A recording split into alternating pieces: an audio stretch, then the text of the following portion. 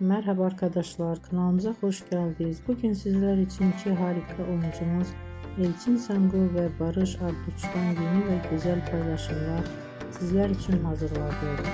Kiralık Aşk dizisinde rol almış ve herkes tarafından beğenilmiştir. Biz de sizler için onların güzel ve romantik karelerini hazırladık. Bu videoların devamlı gelmesini istiyorsanız kanalımıza abone olup yorum yazmayı unutmayın.